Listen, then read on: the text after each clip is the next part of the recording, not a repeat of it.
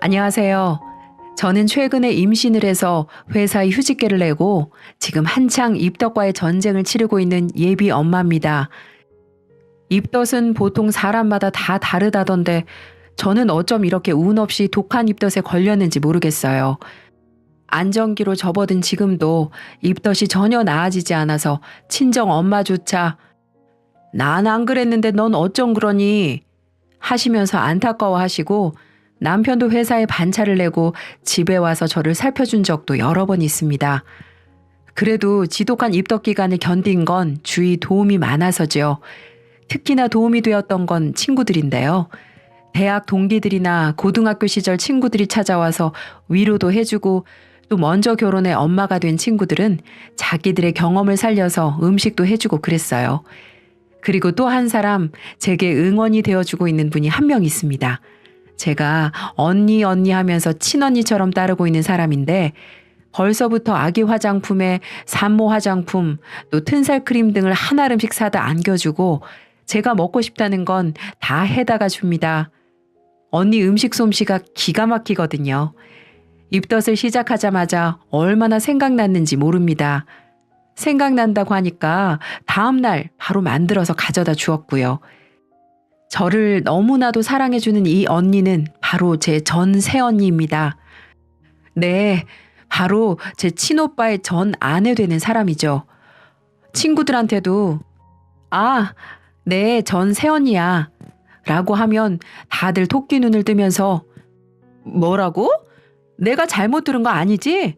하며 되묻고는 세상에 할리우드다 할리우드야 라면서 감탄을 합니다. 아우 세상이 아무리 변했다고 하지만 너처럼 전 새언니랑 언니 동생 먹고 친자매처럼 지내는 경우도 드물겠다 야. 하긴 저도 따지고 생각해보면 참 신기한 관계예요. 심지어 언니는 저희 엄마하고도 아직도 친하게 지내니까요. 다만 호칭이 어머님에서 이모로 바뀌었을 뿐이죠. 언니가 이혼한 후에 엄마가 이제 어머님 아니니까 어머님이라고 안 해도 돼 라고 하셨는데 언니가 그럼 이모라고 부르죠 뭐? 하고 시원시원하게 호칭을 바꿔버렸습니다.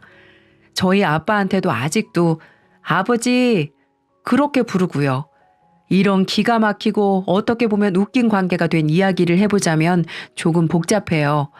사실 지금이야 편하게 웃으면서 잘 지내고 있지만 언니도 저도 엄마도 마음고생이 다들 많았어요. 정말 얼마나 마음고생을 했는지 모릅니다. 그 일을 겪으면서 세상에 정말 짐승만도 못한 인간들이 많구나 하고 느낀 적도 한두 번이 아니었고요. 저희 가족은 아빠, 엄마, 오빠 그리고 저 이렇게 4명으로 이루어진 가족이에요. 다른 가족들과 다를 것 없는 평범한 가족이었고 부모님은 부유한 분들은 아니지만 맞벌이를 하시면서 열심히 저희를 키우셨어요. 아빠도 엄마도 저와 오빠를 충분히 사랑해 주셨고 표현도 많이 하셨습니다. 이런 이야기를 하는 이유는 저희 부모님께서는 아직도 죄책감을 갖고 계시기 때문이죠. 제가 볼 때는 전혀 두 분의 잘못이 아닌데도 말이죠. 오빠는 원래 평범하게 학교 생활을 잘하는 학생이었어요. 모범생이나 전교 1등 뭐 그런 건 아니지만 공부도 그런 대로 잘하고 문제 일으킨 적도 없는 평범하디 평범한 학생이었죠. 그런 오빠가 엇나가기 시작한 건 고등학교 2학년 올라간 직후부터예요. 학교에서 친구를 잘못 사귀었습니다. 정확히 말하면 오빠하고 아주 친하게 지내던 친구가 있었는데 그 친구가 질 나쁜 친구들과 어울리기 시작하면서 오빠를 끌고 들어간 거죠. 절친한 친구가 잡아 끄니까 오빠가 얼레벌레 어울리기 시작한 게 결국 오빠까지 잡아먹었어요. 학교에서 연락도 많이 오고 엄마가 학교에 가서 선생님도 많이 만나시고 그랬었어요. 그래도 다행히 범죄나 불법적인 일까지 가진 않았지만 오빠는 이미 공부는 손 놔버리고 부모님 말씀에는 하나하나 다 반항하는 전혀 딴 사람이 되어버렸습니다. 엄마가 울면서 타이르고 아빠가 엄하게 혼내도 소용이 없었어요. 오빠는 몇 년 후에 성인이었고 덩치도 커지고 있었으니까요. 저도 그런 오빠가 낯설었고 무서웠습니다. 그러다 보니 오빠랑 점점 대화도 하지 않게 되었고요. 오빠도 저한테 관심이 없었어요. 고등학교 3학년이 되자 학교에서는 강경하게 오빠와 오빠가 어울리는 무리들을 대처했고 결국에 그 무리는 말하자면 해체가 되었습니다. 심한 학생들 중에는 전학을 간 사람도 있었다고 해요. 그리고 그때를 기점으로 오빠와 오빠 절친도 얌전하게 학교 생활을 하게 되었어요. 애초에 둘 다 주체적으로 이끄는 애들은 아니었으니까 금방 얌전해지긴 하더라고요. 그런데 성적은 이미 바닥이고 좋은 대학을 갈 성적이 나올 리가 없죠. 다행히 고등학교 1학년 때 정상적으로 학교 생활했던 기록을 어떻게 잘 포장해서 지방의 한 전문대에 가게 되었어요. 대학 생활을 하는 동안에는 크게 문제 일으킨 것도 없었고 그냥저냥 생활 잘 하는 것 같았죠. 성적이 뛰어나거나 그런 건 아니지만 그래도 학교에서 잘릴 정도는 아니었으니 계속 다닌 거겠죠. 오빠가 졸업하고 나서 저도 대학을 갔습니다. 저는 4년제 대학에 진학했어요. 그리고 1학년 때 선배였던 현재의 남편을 만나서 연애를 하게 되었고요. 부모님은 또 다른 고민이 생기셨습니다. 오빠가 졸업 후에 말 그대로 집에 눌러 앉으면서 놀고 먹는 거예요. 오빠는 시력이 아주 나빠서 군대도 가지 못했습니다. 아빠는 아유 신거만 정상이었어도 군대라도 집어넣었을 텐데 라고 하셨어요. 아빠가 졸업했으면 일 구해서 독립해라 라며 강하게 말씀하신 적도 여러 번이었지만 오빠는 네 이렇게 대답만 할 뿐 일을 구할 의향이 전혀 없어 보였어요. 용돈이 필요하면 단기 아르바이트를 몇 번 하는 것도 같았는데 어째 제대로 된 일은 구하지도 않더군요.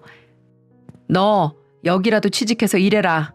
아빠 최후 통첩이고 여기서 일 안 할 거면 집에서 나가라. 어느 날 아빠가 오빠에게 하신 말씀이었어요. 제가 대학교 4학년이었죠. 아빠는 아빠 대학 선배를 통해 어찌어찌 일자리를 구해 오셔서 오빠에게 당장 내일부터 옷 차려입고 출근하라고 하셨어요. 어떻게 보면 아빠의 인맥발로 들어가게 된 회사지만 그렇게 해서라도 아들을 백수로 내버려두기 싫으셨던 아빠 마음도 충분히 이해가 갔어요. 네가 안 구하니 내가 구해왔다. 이러면서 일하라고 강하게 말씀하시는 아빠 때문에 오빠는 결국 아빠 선배 되시는 그분의 사업체에서 일을 하게 되었습니다. 아빠의 눈치가 보여서 그런가 의외로 얌전히 출근 잘하고 한번 일을 시작하니까 착실하게 잘 다니기 시작하더라고요. 저렇게 일하다 보면 언젠가 꼭 더 성실하게 일해서 사람답게 잘 살 거야. 엄마는 오빠를 믿어? 그래도 학창 시절에 그렇게 놀았는데? 그래도 엄마한텐 자식이잖아. 엄마는 내 자식이 애초부터 천성이 나쁜 애라고 믿지 않아. 엄마의 말이 그렇게 시원치는 않았지만 저도 당시 졸업을 앞두고 취업 준비로 바빴고 엄마의 희망적인 마음을 깨고 싶지 않아서 오빠 얘기는 거기서 멈추었습니다. 당시 오빠랑은 거의 남이다시피 얘기를 하지 않고 서먹함에 끝을 달리는 사이이기도 했고요. 그래, 일하다 보면 성실하게 사람 되겠지 하면서 그냥 넘어갔었어요. 저는 대학교를 졸업하고 나서 한 기업에 취직했습니다. 남편은 졸업 후에 현역으로 입대해서 복무를 시작했고요. 제가 내가 먼저 열심히 벌어놓을게.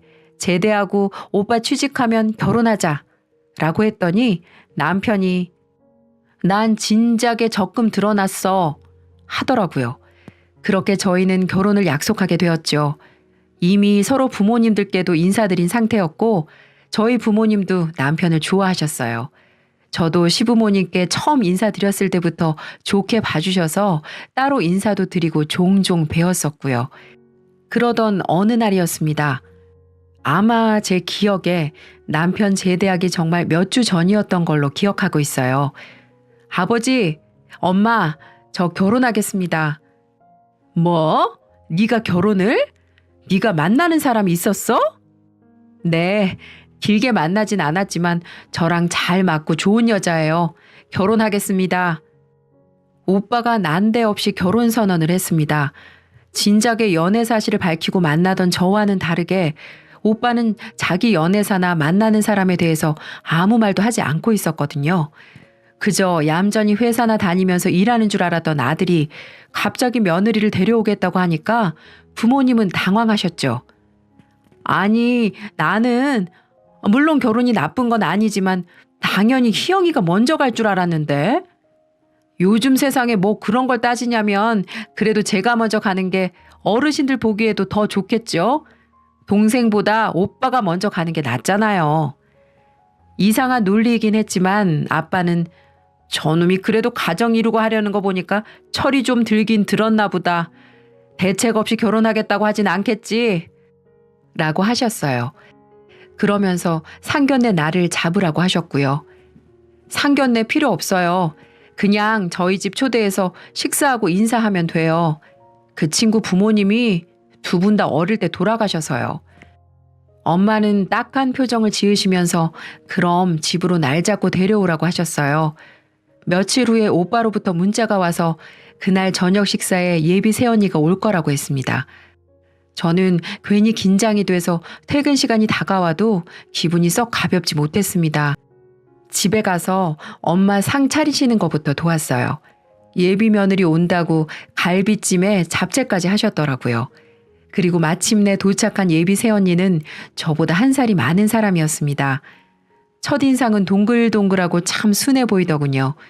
수줍게 저와 엄마 아빠에게 인사한 언니는 목소리도 그렇게 크지 않았고 소위 말하는 못된 새언니의 인상은 전혀 없는 사람이었어요.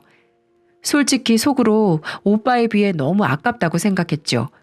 어쩔 수 없는 일이었지만 오빠의 학창시절 때와 엄마 아빠에게 반항하던 모습들, 졸업 후 게으르게 집안에서 과자나 먹던 모습들이 떠올랐거든요.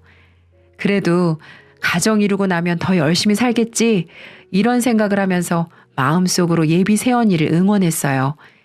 예비 새언니는 양친을 사고로 잃고 고교 졸업 후 바로 취업을 해서 일하고 있었죠. 오빠와는 오빠네 회사랑 거래처 연결이 되어서 오다 가다 만났다고 합니다. 부모님도 착한 며느리를 데려온 것 같다고 하셨고 결혼을 허락하셨습니다. 아빠는 오빠가 방황하던 시절부터 엄하게 대하시고 혼내기도 하셨지만 그래도 아들이 가정을 꾸린다고 하니까 지원도 넉넉하게 해주시고 신혼집도 보태주셨어요. 결혼식도 예비 새언니의 가정사정상 크게 올리지 않았고 작은 식장에서 조촐하게 올렸어요. 언니와 오빠는 저희 집 근처에서 멀리 안 떨어진 곳에 살림을 차렸고요. 새언니하고는 사실 처음에는 어색했습니다. 아무래도 오빠랑 저의 사이가 서먹하니까요. 언니는 절 보면 예의를 갖춰서 아가씨 아가씨라고 부르고 존대도 했지만 아무래도 만난 지 얼마 안 돼서 어색하더라고요. 더군다나 저는 못된 시누이가 되기는 싫어서 일부러 언니네 집에 간섭하는 것처럼 보인다거나 그런 오해 사기가 싫어서 일부러 거리를 둔 것도 있고요. 그래도 언니는 엄마한테 참 잘하더군요. 사이가 좋은 고부관계였죠. 엄마도 걔 붙잡아서 가정 이루게 한 것만도 고마운 애야 하시면서 일체 시집살이 안 시키려고 하셨는데 언니가 먼저 엄마한테는 어머니 같이 점심 먹어요. 어머니 잘 지내고 계시죠? 어머니 저번에 반찬 너무 맛있었어요. 하면서 문자도 보내고 살갑게 굴었거든요. 얘가 부모님 사랑에 많이 고팠나 보다. 그러니 이 시애미한테 이렇게 살갑게 굴지. 내가 엄마는 못 대줘도 잘 대해줘야지. 아유 참 말도 이쁘게 해. 시모 복이 아니라 며느리 복도 있는가 보다. 그러다 보니 엄마도 며느리를 예뻐하시고 오빠가 늦게 퇴근하면 종종 집으로 불러서 저녁도 같이 먹었습니다. 아빠도 새언니를 좋아하셨고 저도 그런 식으로 언니랑 얼굴을 보다 보니까 점점 어색하지 않게 인사도 하고 안부도 묻고 하는 사이가 되어갔어요. 오히려 오빠보다도 더 가까워졌죠. 사실 제가 언니와 오빠의 결혼 생활을 다 알지는 못합니다. 말씀드렸다시피 오빠와는 서먹했고 저도 곧 남편이 제대하고 회사에 취직을 했거든요. 이제 제가 시집갈 차례가 된 거죠. 남편이 취직해서 지금까지 일하고 있는 곳은 나름 네임밸류도 있고 신입이라도 초봉이 넉넉했던 곳이었습니다. 저도 남편도 대학 시절 아르바이트부터 모아온 돈이 있고 또 적금도 있어서 남편이 취직함과 동시에 자연스럽게 결혼을 진행하는 걸로 이어졌어요. 그 과정에서 간간히 언니가 이런저런 정보도 알려주고 자잘한 선물도 줘서 언니랑은 더 가까워졌네요. 물론 오빠랑은 그대로였고요. 언니는 오빠랑 잘 지내요? 나랑 엄마한테만 너무 자주 연락하는 것 같아. 네, 뭐 잘 지내요. 오빠가 워낙 일을 열심히 해서요. 저도 회사 일해서 알잖아요. 얘기 들어보면 잘 지내는 것 같았고 언니랑은 가까워졌어도 오빠한테 관심이 없어서인지 더 깊게 물어보고 그럴 생각은 들지 않았습니다. 아무튼 그렇게 저도 결혼 준비 잘 마치고 결혼했고 집에서 독립해서 남편이랑 같이 살게 되었어요. 결혼하고 나서도 저는 더 열심히 일을 했고 나름대로 신혼부부라고 평일에는 일하고 주말에는 남편이랑 놀고 하느라 집에는 신경을 통 쓰지 못했어요. 부모님께도 간간히 안부 전화나 문자만 드리고 예전처럼 많이 얼굴 뵙지도 못했고 언니랑은 더더욱 보지 못했죠. 그래도 가끔씩 잘 지내냐고 문자는 하고 형식적으로라도 밥 한번 먹자 이런 얘기도 나왔어요. 그러던 어느 날이었습니다. 제가 첫 결혼 기념일을 한 달도 채 남겨두지 않은 시점이어서 그날 뭐 할까 이렇게 행복한 고민을 하면서 지내던 때였어요. 회사에서 일을 하고 있었는데 갑자기 전화가 오더라고요. 여보세요? 네, 혹시 김명숙 씨 보호자 되시나요? 네, 저희 엄마신데요. 지금 김명숙 씨가 교통사고를 당하셔서 응급실에 이송되고 계세요. 저희가 병원 알려드릴 테니까 그쪽으로 오실 수 있으세요? 정말 그 말을 듣고 정신줄을 어떻게 잡았는지 모르겠어요. 넋 놓고 있는 저를 회사 선배 언니가 잡아 흔들면서 정신 차리고 얼른 가보라고 가방을 챙겨주었고 저는 혼이 나가서 가방을 챙겨 회사를 빠져나가 택시를 금방 잡고 병원으로 출발했습니다.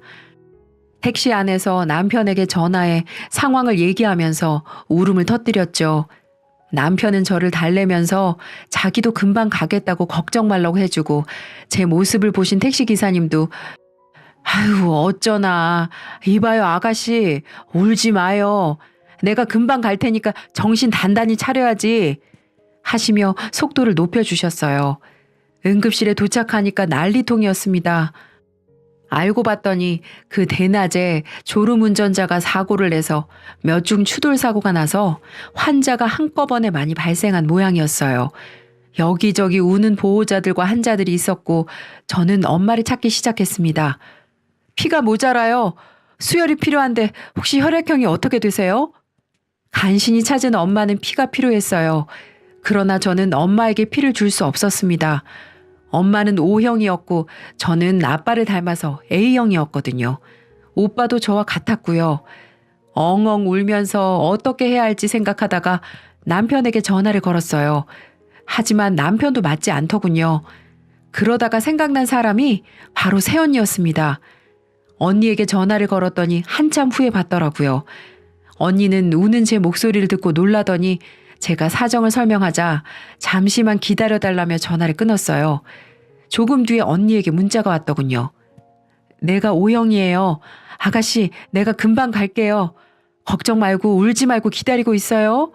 라고 말이죠. 정말 그 기다리는 시간이 천년같이 흘러가고 30분이 거의 다 되어서 언니가 도착했어요. 그런데 저는 깜짝 놀랐습니다. 언니가 경찰관의 손에 한쪽 팔을 잡혀서 들어왔거든요. 언니의 옷차림도 온통 검은 옷에 검은 모자까지 쓰고 있었고요. 평소에 언니의 모습과는 전혀 달랐습니다. 언니, 이게 어떻게 된 거예요? 아가씨, 설명은 나중에요. 어머님 어디 계세요? 일단 엄마가 우선이었기 때문에 언니는 의사를 따라갔고 그렇게 급하게 언니의 피를 뽑아서 엄마는 수술방에 들어가셨어요. 남편과 아빠가 도착했을 때 엄마는 수술방을 나오셨고 무사히 수술이 끝났다는 소식을 듣자 저도 언니도 모두 안도하며 눈물을 펑펑 쏟았습니다. 아빠는 저와 언니를 감싸 안아주시면서 수고 많았다. 그리고 우리 세아가 우리 은지 너무 고맙다. 이 은혜 어떻게 갚아야 할지 모르겠어. 라고 하셨어요. 그런데 그 말을 들은 언니가 갑자기 펑펑 울기 시작하더라고요. 아니에요, 아버님. 제가 더 죄송해요. 그리고 그때 경찰이 다가왔습니다. 언니는 아직 침대 위에 누워 있었고요. 여기서 조사를 진행할 수 있는 건 진행할게요. 무슨 조사요? 우리 며느리가 뭘 잘못했습니까? 네, 지금 명예훼손으로 고소를 당하셔서. 언니가요? 언니가 왜요? 경찰이 난감한 표정을 지으면서 언니를 바라보더군요. 이걸 말해도 되나 싶은 얼굴이었죠. 언니는 눈물을 흘리다가 제가 말할게요, 선생님. 잠시 나가 계셔 주실 수 있으세요? 라고 물었고 경찰은 알겠다고 하면서 잠시 나갔어요. 아버님, 죄송해요. 뭐가 죄송하니, 은지야? 뭐가 죄송해? 사실 제가 오빠 뒤를 밟았어요. 오빠 몰래요. 스토커처럼요. 뭐? 재영이 뒤를 밟어? 그런데 왜 네가 고소를 당해? 오빠가 바람을 피웠어요. 지난달에 눈치를 채서 열심히 증거를 모았는데 증거가 없어서 결국에 오빠가 그 여자랑 문제한 거 보고 오늘 모텔 간다고 해서 뒤를 따라갔어요. 그런데 제가 모텔 앞에서 오빠가 그 여자랑 키스를 하는데 이성을 놔버려서 그 여자 머리채를 잡고 난리를 피워서 그 여자가 절 고소했어요. 언니의 말에 저도 아빠도 남편도 모두 경악했어요. 언니는 서럽게 엉엉 울면서 자기 핸드폰을 확인해 보라고 거기 증거가 다 있다고 했죠. 저는 급하게 언니 핸드폰을 찾아서 확인했습니다. 정말 가관이더라고요. 당당하게 그 상간녀랑 셀카를 찍고 문자로 온갖 미러를 속삭이고 이딴 인간이 내 오빠라는 걸 믿기 싫을 만큼 더러운 증거들이었습니다. 하지만 가장 화가 나신 건 아빠였어요. 분수에 넘치는 착한 아내 맞았으면 모시고 살아도 모자랄 판에 뭐? 바람을 피워? 이 자식 어딨어? 오빠는 그 여자랑 경찰서에 있어요. 아가씨 전화 받고 제가 경찰분들한테 빌었어요. 어머님만 제발 살리고 오게 해달라고. 피가 저랑 유일하게 맞아서 제가 살려야 한다고요. 이 짐승만도 못한 놈. 지 애미가 죽어가는데 저는 바람난 여자 끼고 경찰서에서 기다리고 있어? 지금 당장 가야겠다. 거기 경찰 선생. 우리 며느리는 내가 데리고 갈 겁니다. 희영이 너는 김서방이랑 엄마 지키고 있어. 아빠, 언니도 아직 쉬어야 되잖아. 그냥 그 자식 보고 오라 그래. 저도 화가 나서 소리쳤고 중간에 끼신 경찰분만 난감해지셨어요. 어쨌든 언니는 지금 고소를 당한 상태니까요. 언니가 회복해야 한다는 걸 참작해서 다행히 며칠은 시간을 벌 수 있었어요. 엄마는 그 사이에 의식을 찾으셨지만 충격을 받으실까봐 일단은 오빠 이야기를 절대 하지 않았습니다. 아빠는 그 사이에 아는 지인과 인맥을 총동원해서 유능한 변호사들을 만나고 다니셨고요. 그 중에 아빠가 판단하셨을 때 가장 사람이 괜찮아 보인다는 분을 언니의 이혼소송 변호사로 붙이셨어요. 아빠, 괜찮아? 세상에 아들 이혼소송 거는 아빠는 아빠밖에 없을 거야. 그놈은 내 아들 아니야. 내 자식은 희영이 너 하나야. 참을 인자 3번이면 살인도 면한다고 하는데 내가 그놈 학창시절부터 참아왔어. 살인 나는 것보단 이혼이 낫지. 어디 감히 그런 착한 아이한테 그래. 위자료도 톡톡히 받아내게 할 거고 그 상간녀란 여자도 은지 고소하는 거 가만두진 않을 거다. 언니 앞에서는 당당하게 큰 소리 쳤던 것 같던데 저희 아빠를 보니까 오빠고 그 여자고 둘 다 아빠 앞에서는 벌벌 떨더라고요.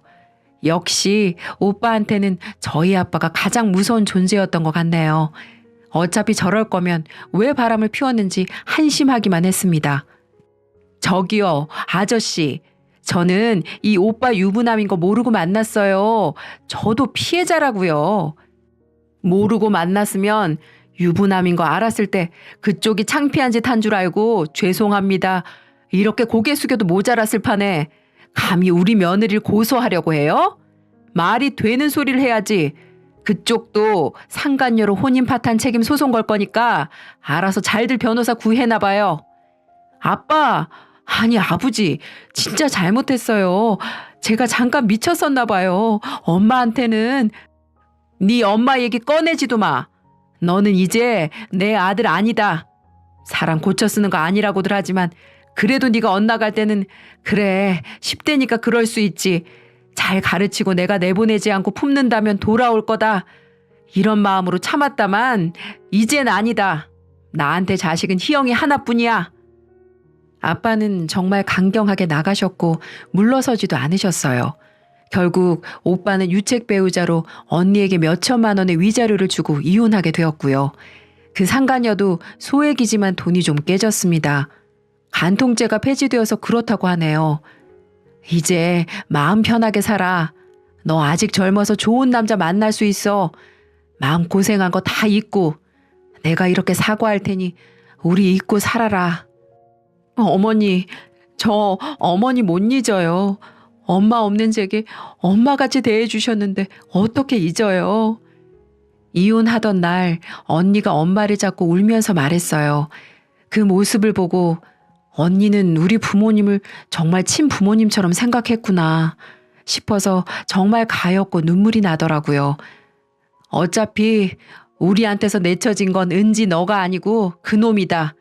은지는 오고 싶으면 얼마든지 우리 집 와도 되고 밥도 먹고 딸이면 딸답게 용돈도 달라고 하고 그렇게 해. 저희 아빠의 말씀이에요. 언니는 그 말을 듣고 더 크게 울었습니다. 그리고 정말 아빠 말씀대로 언니는 며느리가 아닌 딸 노릇을 하면서 아직까지도 우리 집과 인연을 이어가고 있어요. 참 이상한 게 오빠가 빠지니까 언니하고도 급속도로 더 친해지게 되더라고요. 이혼한 언니는 후련해 보이고 자유로워 보였습니다. 오빠는 집에서 당연히 쫓겨났죠. 엄마는 그래도 엄마라고 저한테 말해서 오빠 근황 좀 알아보라고 그러시더군요.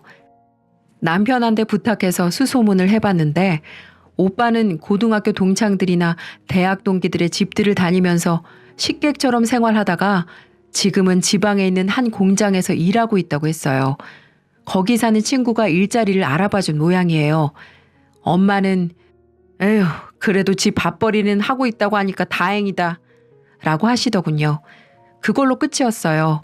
엄마도 오빠를 더 이상은 자식이라고 마냥 좋게 보지는 못하실 테니까요. 저도 사실은 아직까지도 오빠에게 화가 풀리지 않았고 용서를 못한 상황입니다. 언니가 살아온 세월을 생각하면 더 그래요. 부모도 없이 혼자 열심히 살았는데 언니에게 또 한 번 상처를 준 거니까요. 그래도 지금은 언니가 우리 가족과 잘 어울리고 행복하게 잘 살고 있으니까 다행이란 생각이 드네요. 태어날 제 아이에게도 멋진 이모가 되어줄 것 같고요. 앞으로 행복하게 열심히 살겠습니다. 사연 들으시는 분들도 행복하시고요. 지금까지 들어주셔서 감사합니다.